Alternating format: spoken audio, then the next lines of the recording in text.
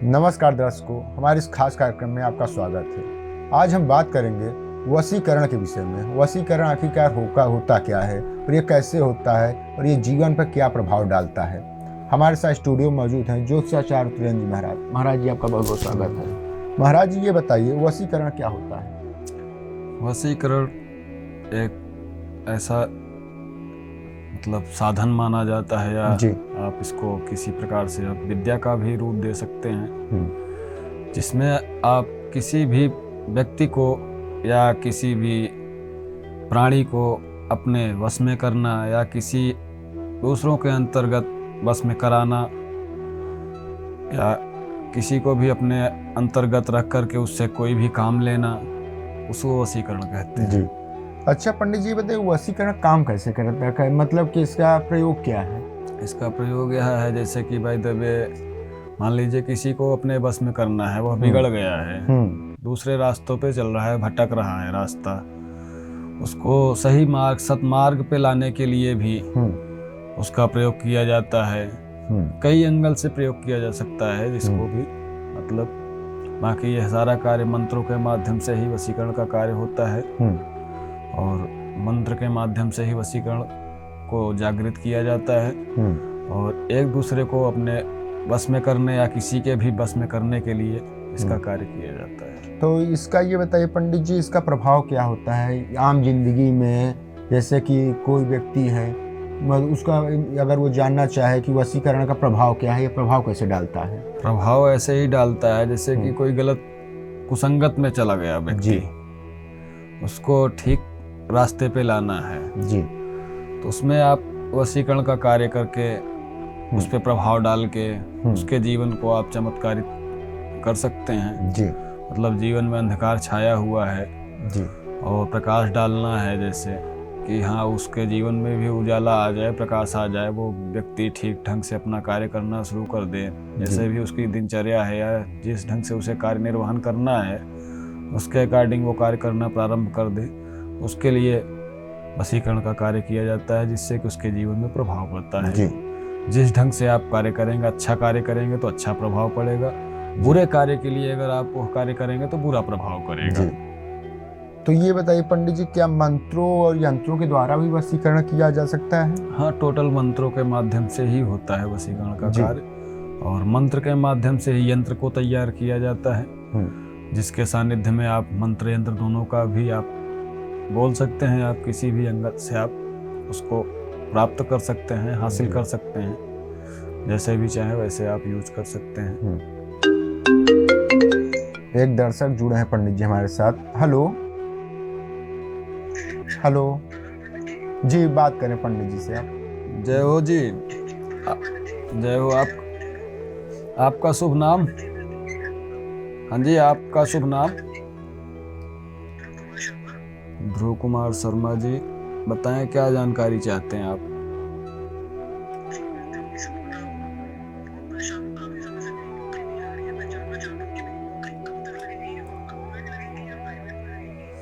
Date of birth बताइए।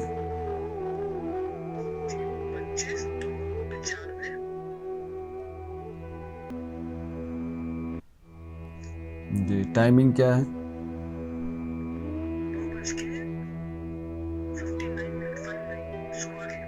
जी, 9:59 सुबह के। जन्म स्थान दिल्ली ही है। जी ध्रुव जी, आपकी जन्म राशि धनु दर्शाई जा रही है तथा लग्न राशि मेष दर्शाई जा रही है। पूर्वाखाड़ा नक्षत्र के दूसरे चरण में आपका जन्म हुआ है, और देखा जाए तो इस समय चंद्रमा की महादशा चल रही है और बुध की अंतर्दशा तथा सूर्य की प्रत्यंतर दशा चल रही है। इसके माध्यम से देखा जाए तो पत्रिका में आपके मंगल जो है आपका वक्री होकर के विद्यमान है, चौथा घर लेके बैठा हुआ है चौथे घर में। इसके अनुसार 1 2 3 4 5 3 7 10 मांगलिक भी हैं आप कुंडली के अनुसार।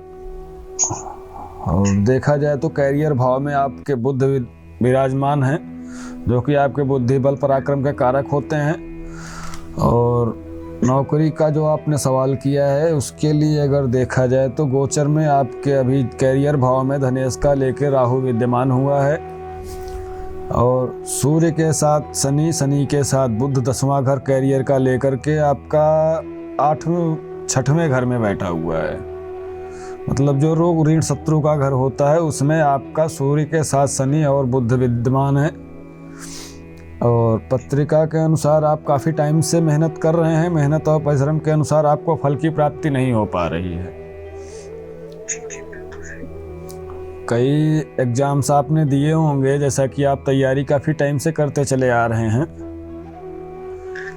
लास्ट मोमेंट में जाकर के आपका काम बिगड़ जाता है। और योग तो है, गवर्नमेंट जॉब के योग हैं, ऐसा नहीं है कि योग नहीं है, लेकिन थोड़ा कहीं न कहीं समस्या आ रही है कुछ ग्रहों से संबंधित। उन ग्रहों को आपको सुधारना होगा, जैसे कि बुध और शुक्र। बुध के लिए आप गणेश भगवान को एक लड्डू तथा दूर्वा चढ़ाएं बुधवार के दिन। और शुक्र ग्रह को शांत करने के लिए आप सफ़ेद वस्तु का दान करें शुक्रवार के दिन। किसी निर्धन असहाय को सफ़ेद अनाज, जी सफ़ेद अनाज, चावल जैसे हो गया, चावल के साथ दूध या दही या चीनी साथ में मिला करके आप कुछ करिए दान शुक्रवार के दिन। और बुधवार के दिन आप गणेश भगवान को एक लड्डू और दूर्वा चढ़ाइए। इससे आपके बुध और शुक्र ग्रह जो हैं दोनों मजबूत हो जाएंगे। इन्हीं के कारण आपके कार्यों में थोड़ा बहुत समस्या जो आ रही है, जो मानसिक डिप्रेशन में कभी चले जाते हैं, सर में दर्द भी होने लगता होगा सोच सोच के कभी कभी, तो ये सारी चीज़ें आपकी समाप्त हो जाएंगी स्वतः। और जो मेहनत और परिश्रम करते आप चले आ रहे हैं उसका फल जो अभी तक नहीं मिल पा रहा था वो उसमें भी आपको लाभ मिलना शुरू हो जाएगा। ठीक है, ऐसा आप करिए, जैसा भी होगा। हमारा नंबर आपके स्क्रीन पे फ्लैश कर रहा है। बाय द वे कोई प्रॉब्लम होगी तो आप बीच में कभी भी कंसल्ट कर सकते हैं हमसे। ठीक है, ओके, जय हो।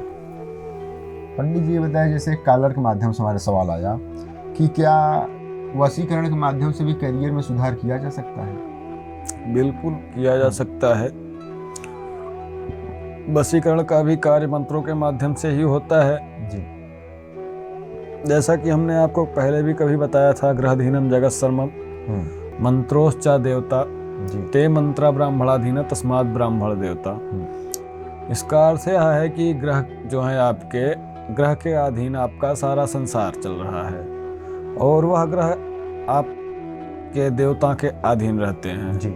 और देवता केवल और केवल मंत्रों के अधीन होते हैं। ठीक है, और वह मंत्र हम जैसे या विद्वान ब्राह्मणों के अंतर्गत आता है, तो उसके अंतर्गत, मंत्र के अंतर्गत सारे कार्य होते हैं। मंत्र से ही यंत्र का निर्माण होता है, मंत्र से ही आपके तंत्र का निर्माण होता है, और मंत्र के माध्यम से ही वशीकरण का कार्य होता है जी।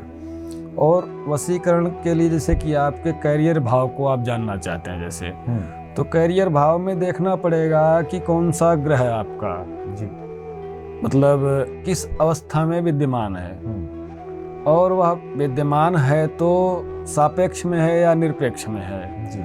इसको देखना पड़ेगा जी। साथ साथ उसके लिए उस घर में उस ग्रह के ऊपर कौन से घर के ग्रह की दृष्टि पड़ रही है। ठीक है, तो उसके माध्यम से भी सुधारा जा सकता है। बाय द वे में हमें पता चल गया है कि फला ग्रह यहाँ पे आकर के कार्य गड़बड़ कर रहा है, उस ग्रह को भी आप अपने बस में अगर आप करना चाहते हैं कि यह आपके सापेक्ष में ही केवल कार्य करे जी, तो उसके लिए जो है आप वशीकरण का कार्य करके उस ग्रह को अपने अंतर्गत करा सकते हैं, करके मतलब अपने माध्यम में जो हमारा कार्य कर सके कि हमें यह कार्य करेगा तो हमें फायदा होगा, तो उसके माध्यम से यह कार्य आप कर सकते हैं। तो ये बताइए पंडित जी, हमारे आस पड़ोस में बहुत देखने को मिलता है कि हमारा बच्चा बुरी संगत में फंस गया है, ऐसे बुरी लग गई है, तो क्या बुरे संगत से पार पाने के लिए भी वशीकरण कराया जा सकता है? बिल्कुल बिल्कुल हो सकता है। हाँ, ऐसा अधिकतर होता है। कई केसेज हमने देखे हैं हमने सामने कि हाँ पहले बच्चा बिल्कुल ही अच्छा है, ठीक ठाक स्थिति में चल रहा है, अच्छे कार्य को कर रहा है, अच्छे कार्य करके अच्छे अंजाम से आ रहे हैं, उसके पास परिणाम अच्छे आ रहे हैं, लेकिन अचानक ऐसा हो जाता है कि बुरी संगत में वह बच्चा पड़ जाता है।